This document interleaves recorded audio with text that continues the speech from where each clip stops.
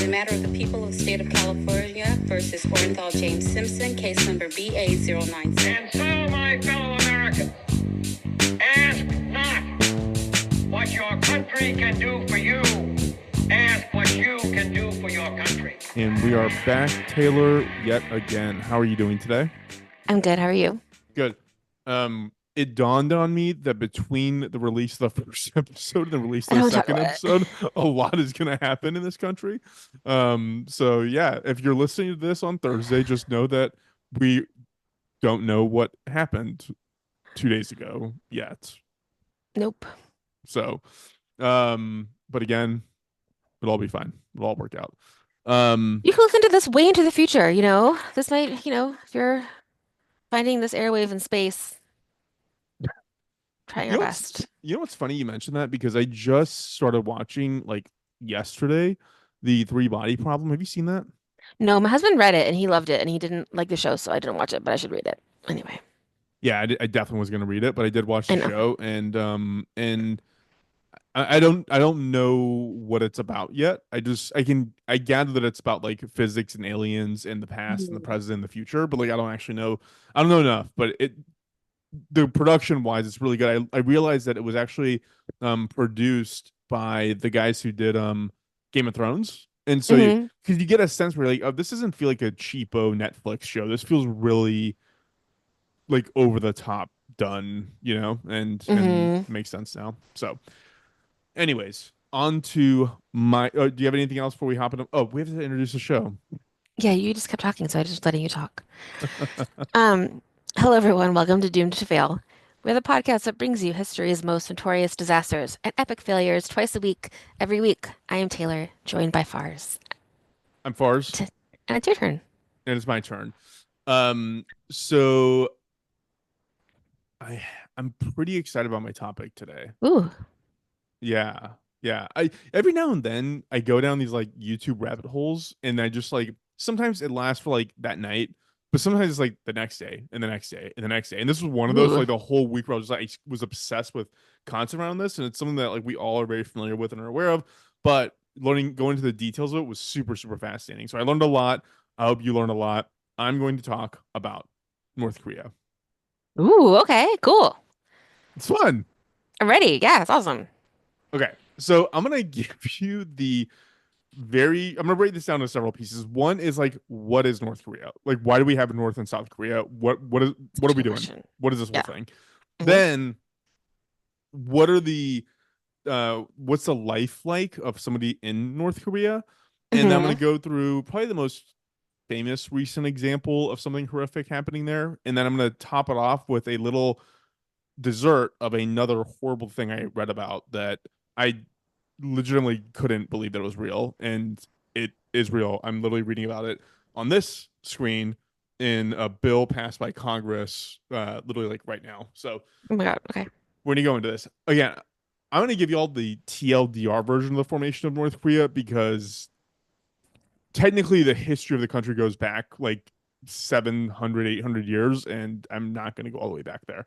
But I will start by saying that Korea started out as what's called the Great Joseon State in 1392, and that state lasted until 1897, when the Korean Empire was officially formed. So the first history of the word Korean or Korea starts in 1897. Throughout this history, there was a lot of international interference in their affairs. Mostly this came from Japan, Russia, and China, all countries that were highly active powers within that region.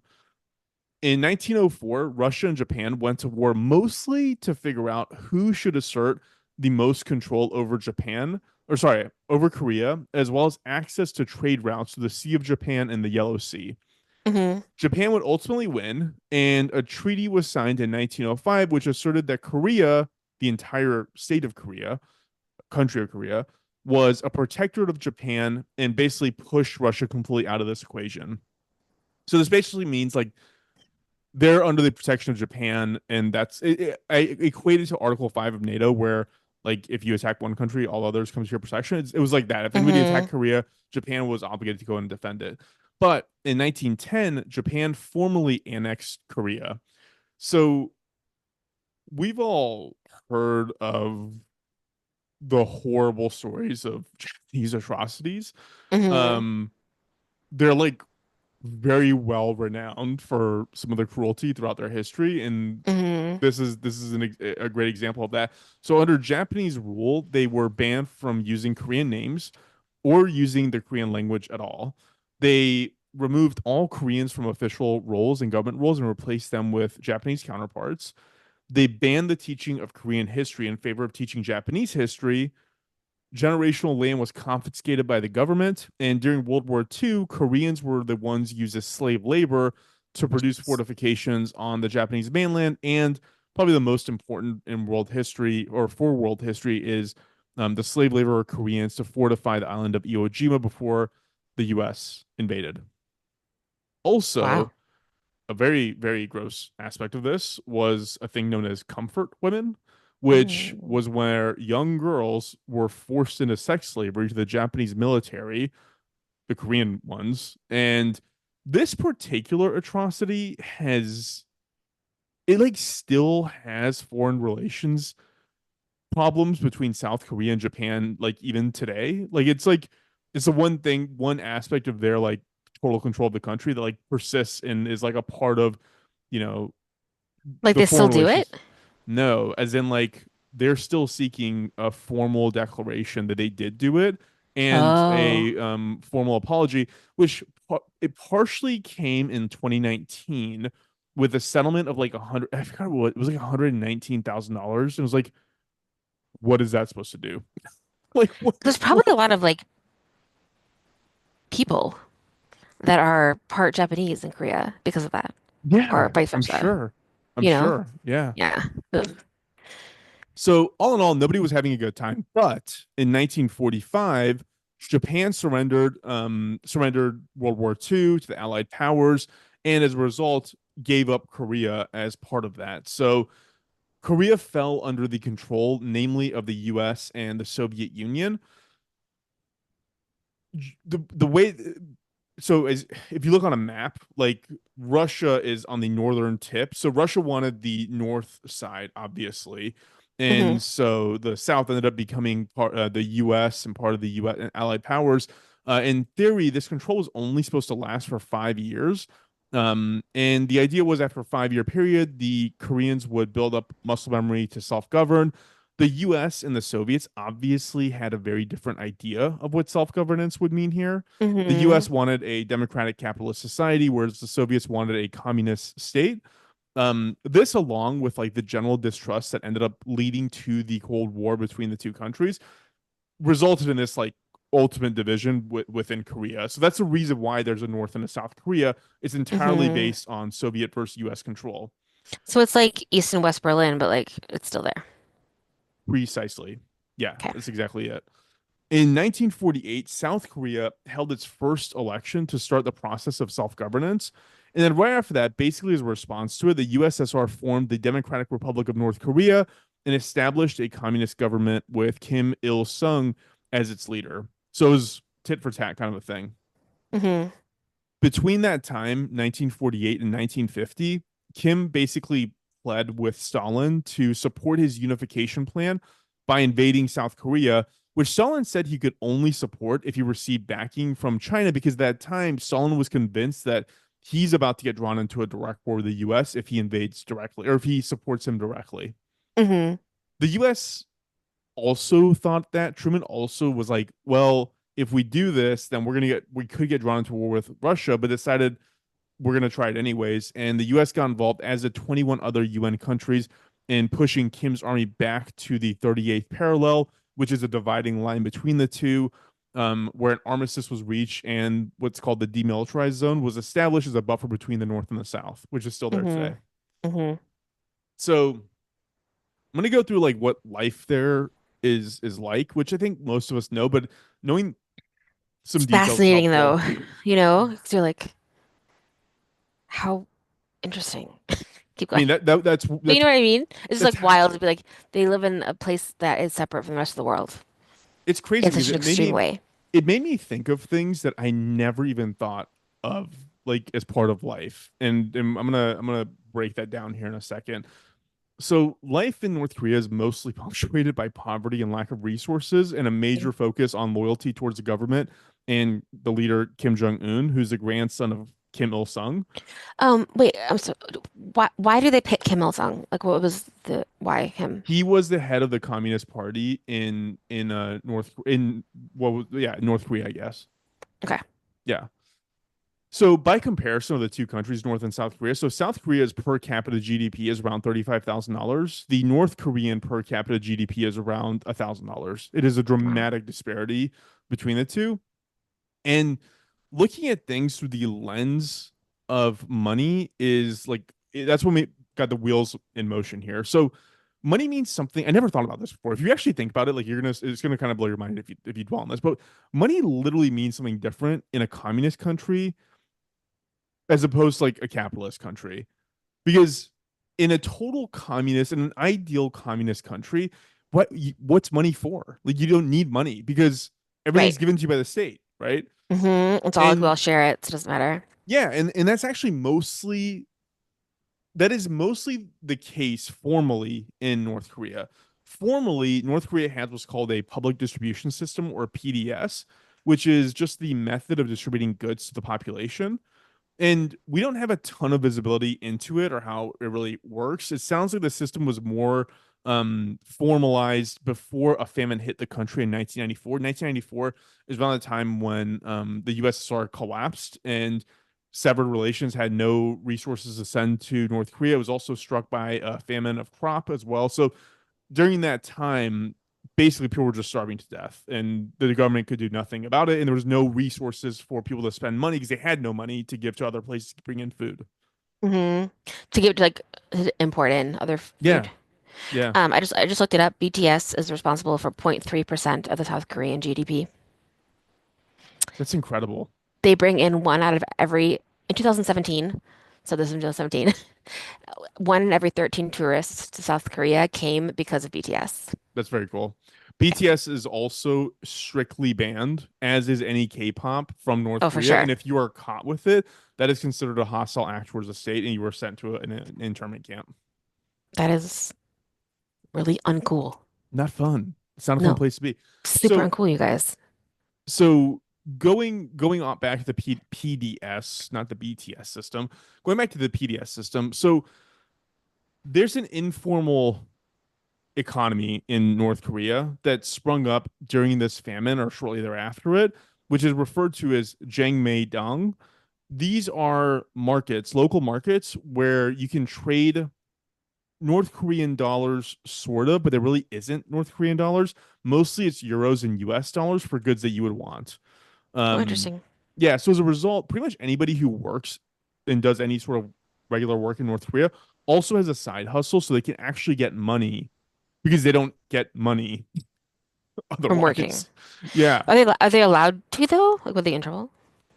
So my understanding of it is that the government is aware that this goes on, but they turn a blind eye to it because they realize that they don't have the production resources to actually supply the entire country. And this is the only hmm way for the country to supply itself. hmm So um there is another factor that kind of plays into like what happens to you if you are living in North Korea, and that has to do with the caste or class system, which is called Songbun. There are three categories of Songbun. One is the core class, the other is the wavering class, and then there's the hostile class. So within those classifications, there's further stratifying. You sound like you were going to say something. Mm-mm. Okay. Basically, all elements of your life, from how much food you get, how nice your home is, what part of the Korea you live in. Oh, by the way, North Korea doesn't call itself North Korea; it calls itself Korea or the DPRK. Interesting. Yeah, they don't. They And see themselves as the entire thing, basically. hmm It also determines the opportunities your family gets, like where your kids are going to school, all that stuff. It's all based on that class system. hmm Um, the core class consists of basically the party officials and party loyalists. Like that's it. Like that's it. hmm The wavering class, that's like the middle class for them. That's like the bulk of the citizenry. And the hostile class are the most undesirable people. These are basically former landowners or descendants of former landowners before the 1948 establishment of the communist state. These are former Christians or people with ancestors who had a religious background. Lawyers, by virtue of their job, fall into the hostile class, since any legal challenges in North Korea is basically an adversarial challenge to the state, which again I never thought of before, but of course it is. Like But if like, the I if the guess state says you did something wrong and you defend it, then you're adversarial to the state. totally. But you can't like litigate, I guess, against someone else, just person to person. I never looked into whether there's civil litigation there. What I Hmm. did look into is that the entire country has somewhere around 200 lawyers, and from what I've Well, read, the legal process there is entirely like a formality, and it's just yeah, done for optics purposes. that makes sense. So when you are downgraded in class, you're subject to a ton of enhanced scrutiny by the government. And I don't know, like I've been thinking about this in terms of like the US too, which is it's the exact same thing here. Like this is why you never want the IRS, like you never want the IRS to like pay attention to you because they'll always find something. If the Yeah, government wants to do something to you, they can always find a reason to do it to you. And it yeah, sounds like it's the same here, except the punishment is dramatically different right. there than it is in the US. Um,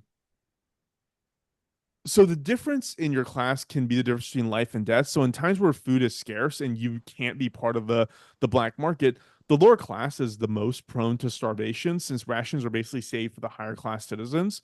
You're also subject to potentially severe imprisonment conditions. So I looked at this one prison.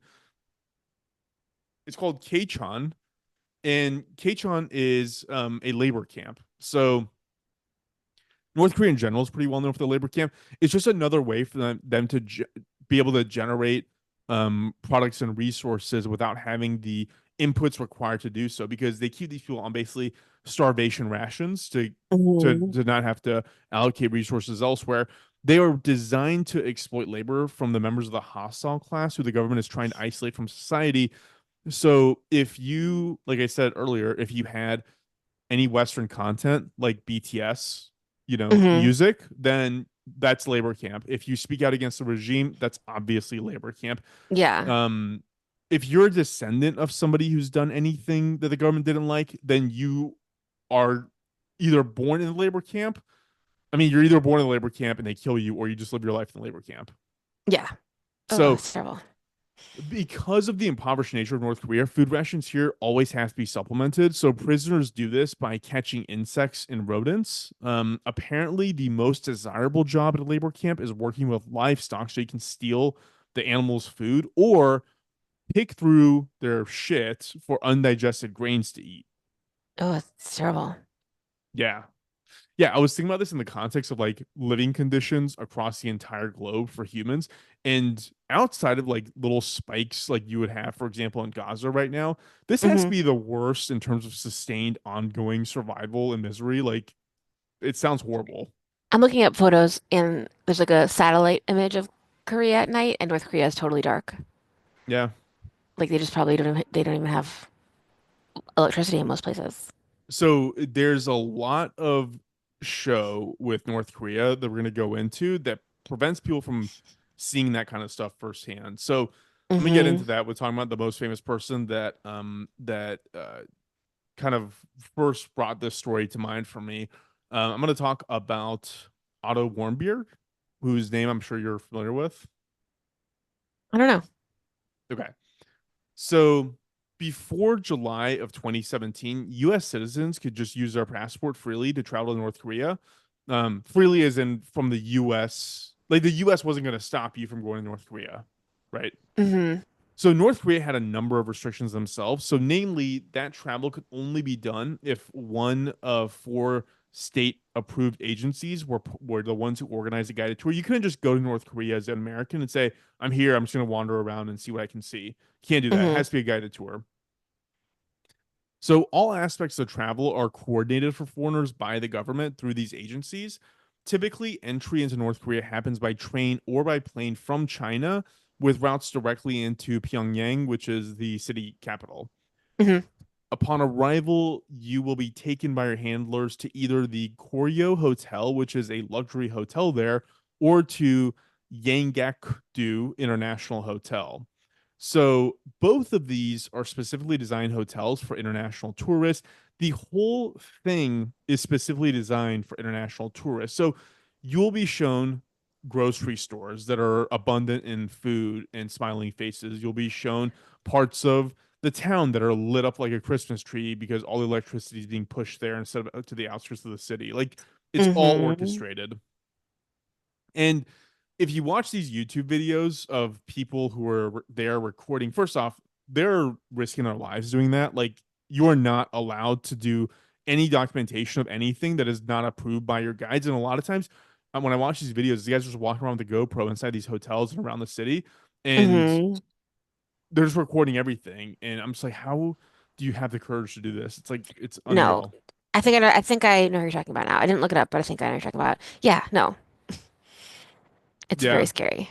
So one YouTube video I watched of this guy who was there, he was in the same hotel, Yanggakdo International Hotel, and one thing that you see is like the place is empty. It's like a giant hotel. I think it's like 500 rooms, and it's like empty. It's only staff and like the international tourists that are there with you, and there's probably no more than like 10 of them in the entire hotel. It's like Yeah, I'm creepy. sure people because like North Koreans can't stay there. No, no, You know, definitely not. it's cool though. It's cool looking. And this guy would walk around and to the like the depths of the hotel, and there's like a gym and pools and bowling alleys and all this kind of fun stuff that like nobody's there except the staff, and it just has this eerie feeling to it. So weird. Yeah. And then there's also scenes where he goes in for breakfast or dinner or something, and he's literally the only one there, and they just set the plate. Like you're sitting like a giant ballroom, and you're the only one there, and there's like 50 staff walking around. Like it's the weirdest thing. Yeah. So Otto, in this case, was also taken to this hotel, which contains a mysterious fifth floor, which doesn't actually have a button on the elevator for the fifth floor. So obviously, people are super curious about it. The official story about this floor is that it's kind of like a back office kind of a space for like a service floor for staff working at the hotel. The unofficial narrative is that the floor is full of all kinds of security and spy operations to keep tabs on the people that are staying there. Mm-hmm. So Otto himself grew up in Cincinnati and graduated high school in 2013 as salutatorian. Salutatorian. Thank you. You're welcome. I did not graduate that high up. So he would go on to attend the University of Virginia studying econ. He was super into travel. He'd visited Israel, given his birthright citizenship from his mother's side, Europe, Cuba, Ecuador, and he had been part of a foreign exchange program with the London School of Economics. So the picture is very studious kid, very goal Mm-hmm. oriented, like very very into like other cultures and travel and all that stuff. He was in Hong Kong in December 2015 when he decided to visit North Korea as part of one of the authorized guided tours along with 10 other US citizens. I think it was like $2,000 was all it took to kind of get there and stay there. And again, there's no money, there's no constant Right. money, so everything's paid for. Like it's on an all-inclusive vacation, basically. Vacation in quotes. So at some point, I saw videos of the New Year's Eve party and it looked pretty awesome. Actually, it was like I think it was like a rooftop bar or something at this luxury hotel. It was all these Americans and in international tourists, and they're all just drinking, getting hammered, having a good time. At some point, Otto veers away from the group and either using an emergency staircase or pushing the numbers 4 and 7 buttons on the elevator at once. He was taken to the fifth floor where he kind of explored around a bit. Oh my God, I'm so scared. Imagine doing like No. I just like come on. I mean, I feel like drunk me could be talked into it. I hope not. I mean, definitely don't go to if you think you can be, never go to a place like North Korea. Yeah, no, I'm No, not going. actually, Don't worry. general rule: never go anywhere that doesn't have a U.S. embassy. Just like as a general rule, like it's not good. It will not Yeah. be good for you. So on his way out, he noticed one of the many propaganda posters that are up on the hallway. This one said something to the effect of, "quote Let's arm ourselves strongly with Kim Jong Il's patriotism," and he tore it down to take it home as a souvenir. It wasn't like he was tearing it down to like be like fuck this. He was trying to take it home as a souvenir. He ultimately actually abandoned it and left it on the floor because he realized it was way too big and it'd be too obvious walking around with this thing. And so he just let it be. The next day, because this happened at 2 a.m. on January 1st. So the next day, January 2nd, 2016, is when he, along with his group, are at the airport waiting to depart. When, according to eyewitness testimony, two guards approached him, tapped him on the shoulder, and led him away. So, right before the plane departed, guards boarded the plane to announce that Otto had fallen ill and was on his way to a hospital. And that was the last time anyone heard from him until February 29th, when he was marched out during a press conference to confess his wrongdoing and say that it was due to pressure from the US government and his local church. He was crying. He That's so was clearly stupid. terrified. He admitted that it was like the worst mistake of his life. Also, as a reminder, he was Jewish. Apparently, US officials told his family not to raise a stink about the religion thing. They're like, what are you talking about, church? Like, and so Yeah. he's like, dude, it's bad enough. Like, it's bad enough they think he's a Christian. We don't need to drag Israel and Judaism into this at the moment. So they're like, just let this sit.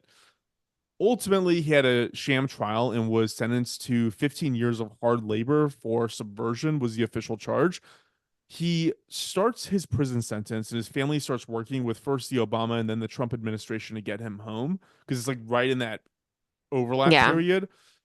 17 months after his sentencing, the North Korean government agrees to release Otto, but said that he had contracted botulism shortly after being sentenced and was seriously ill. So this medical team ends up taking off from the US, going through China to Pyongyang. Apparently, it was a whole to do as well because they thought they had the clearance to go from China into North Korea when somebody didn't have the paperwork or something. And so they literally had to like call the most senior people in the federal government to get somebody to rubber stamp this trip. They were almost about to turn back because of this. So eventually they get to him and they realize they do an inspection of him there. He's being held at what's called the Friendship Hospital. And apparently, from what like the doctors reported, he was getting really good care there. I think the narrative was we got like a whale here, like a very studious, all American looking kid. You know, like it was they Hmm. thought they had something special here with this kid, but whatever they did to him, it really messed him up because he was in a coma when they visited him. Oh So my God. he would be taken to the University of Cincinnati Medical Center to assess his condition. He was basically in a vegetative state. Medical evaluations could not conclusively determine what happened to him, but scans of his brain showed significant loss of brain mass. Like his brain was like mush, and it was Was it botulism or was it like, so sort of maybe, but probably not. Um, okay. all they know is that the kind of damage his brain sustained is only doable with a very, very prolonged period of time without any oxygen.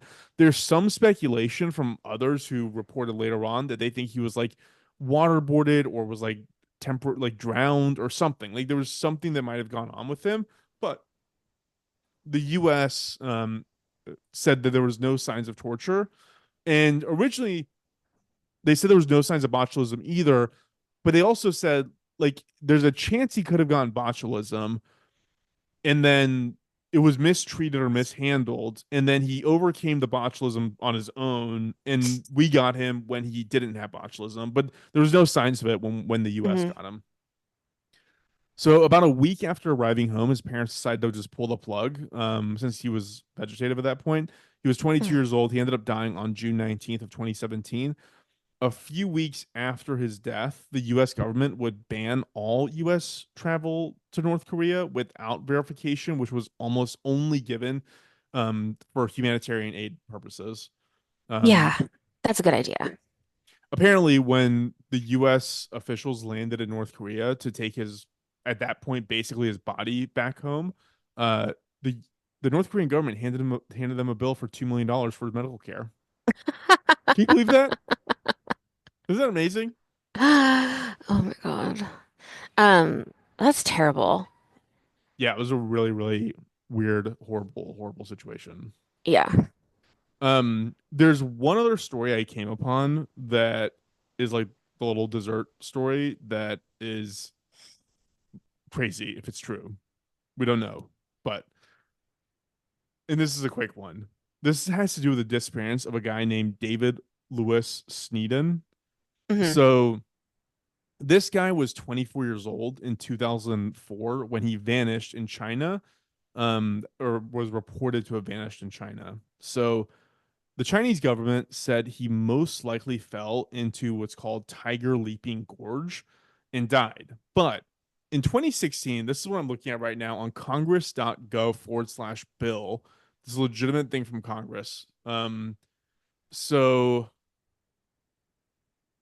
in 2016, House Resolution 891 was sent for consideration in the House, and in it gave a potentially different narrative on what happened to this guy David. So the House resolution is basically just advocating the government spend resources and money to further investigate this disappearance instead of just saying he's gone, he's dead, we don't know what happened to him, Hmm. because there was evidence that was reported and found that he might have been kidnapped by North Korea. So Why? Yeah, tell me more. Why was he there? well, he was there because he was traveling. Like he was just like one of these like wonder kid kind of people. He was just traveling to China. um what's interesting is that this part of China is a very popular path for North Korean defectors to escape the country through, and as a result Hmm. it is riddled with North Korean agents who are basically there to find defectors and take them back to North Korea. It is Right. also they have also had a history of abducting foreign nationals before in the past. So the theory right now is that he was kidnapped by these agents and taken into North Korea so that the North Koreans, their military, their officials, everything else can understand Western dialect, mannerisms, culture, and also so that David could help teach Kim Jong Un English. Yeah, I have so many thoughts about that. That's incredible. Why don't they just get a TV? yeah, yeah, maybe it's easier. So yeah, technically he's on it. This guy David is on his 20th year of being missing, and Wow. nobody knows. Nobody knows what's Where up. was he from? Where is he from? I don't know. And I just closed the House bill, which probably had it on there. Let's see. And like, yeah, like I was saying, like, why don't you just get like a TV? Yeah, yeah. You know, if you want to like learn English. I'm Well, sure that everything like, is banned there, right? So there's that aspect. So how do you actually get access to the content when nothing is wired in the country for you to receive that content? Cell phones also don't work. So like, I feel like the Supreme Leader could figure that out. But maybe he can't. I he don't know. invented hamburgers. Did you know that? Oh, he did? Oh, that's so nice of him. No, I've definitely watched like I watched one documentary one time when people were going in and like fixing people's like eye disorders, and they would do it and they'd be able to see, and then they would go right to the picture and be like, "Thank you, Supreme Leader, for this." And you're like, you wouldn't have even gotten there if you were allowed to have good health care in the first place. So weird. Like, It's so what is crazy. happening? That's also why when people talk about like socialism in the US, it's like this is socialism. Like this is This is like pure like communism, and like, there's yeah, we're there's talking like a about democratic vast socialism, like Sweden. You know, we're not talking about North Korea, yeah, like Bernie Sanders is not Kim Jong Un. Like I of don't know course. where the Yeah. two kind of overlap, but so No. And didn't Kim anyways. Jong-un, he left for a while, didn't he? So yeah, I think Like that Bin Laden, like he they both like spent time in yeah, Western places. I want to say it was Paris. He's crazy, man. Like he has to be bad shit insane. I can't imagine who this poor woman is that he's married to. So he also ended up killing his half brother Mhm. At the who airport with like poison, right? yeah. Yeah, someone That's went up and crazy. literally killed him, and then they were killed in the process. Like, and then like he killed his uncle with like some 50 caliber gun that just liquefied him or something. It was the guy's nuts. I hope he doesn't get this. If you get this, we love you, Supreme He's not Leader. gonna get it. He can't even get the internet. Yeah, that's a good point. Um, I read, what did they do during COVID? So I know that they were in lockdown during COVID as well as the rest Hmm. of the world was, and that a big reason why why they were like invested in tourism in the beginning had to do with what I mentioned earlier, the kind of the black market, because they had no way of generating money. The only money really Hmm. coming into the country due to embargoes had to do with foreigners visiting. And so I think they went into a shutdown during COVID, and that they just restarted that because they literally just needed the revenue. Hmm. It's funny. I looked it up. The U.S. the GDP, the per capita GDP is like $81,000 per person. Our Hmm. economy is so freaking huge, I know. I know. like crazy big. I've also seen this stuff where like the fake like grocery stores and like the fake department stores and stuff where people are just like standing there and there's like no one that they're like, look how prosperous we are. We have this beautiful store, but like no one's ever it's not a real store. Yeah, So like what do they think that they're cosplaying when they're doing that? Like what are what are you thinking when you are at that job where you're fake working in a department store to make someone think that you have a department store? Are you like, we're better than you because we don't actually have a department store? Or like, maybe we should have a department store? Or are you like, we don't need a what is that? department store because the government takes care of us. But why And pretend to though, you know, then? I think the thing is that this whole thing made me think differently about money, for example, when it was like Hmm. money's just can you imagine a world where like money's not a thing? Like money's just not a thing. Like you don't Yeah. the government there is no currency. I mean, technically there's a Korean the Korean won, which is the North Korean dollar, Hmm. but it's like valueless and like it's like nothing. Right. It's like a piece of paper and also there's no reason to have it. So it's so weird. The whole thing is so weird. And that's why they have such a strict control over engagement interactions with the West. So Hmm. one person somehow got like a SIM card and was in touch with like a sibling or a relative in South Korea. And it was Hmm. found out and they were like sent to prison because if Once you're you hear about exposed BTS, you're gonna be like, what the fuck? You guys didn't yeah, listen to BTS? if you're exposed to it, if you get Yeah. exposed to it, then like that's where like can you imagine that? You know, like I did that story forever ago about that one family in like Vegas where they just locked their kids and their kids literally had no idea what anything was, and like somebody Yeah. listened to Justin Bieber once was like, "What?" Like it's like that. Like you don't even know what you don't know, and that's why the government keeps the kind of lid on things that they do.